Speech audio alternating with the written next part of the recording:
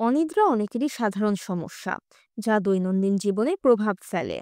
ভালো ঘুমের জন্য নির্দিষ্ট সময়ে শোয়া, রাতে হালকা খাবার খাওয়া এবং স্ক্রিন এড়িয়ে চলা জরুরি।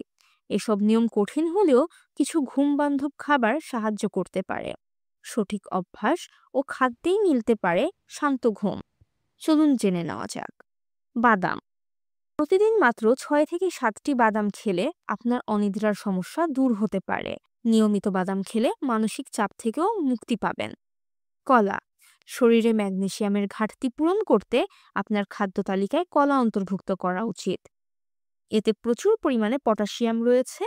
নিয়মিত কলা খেলে শরীরে ম্যাগনেসিয়ামের ঘাটতি পূরণ করা সম্ভব। দই। দই স্বাস্থ্যের জন্য খুবই উপকারী বলে মনে করা হয়। এটি কেবল আমাদের অন্ত্রের স্বাস্থ্যের জন্যই ভালো নয়, বরং ঘুমের অভাব কাটিয়ে উঠতেও সাহায্য করে। পালং শাক। পালং শাক একটি সুপার ফুড হিসেবেও পরিচিত।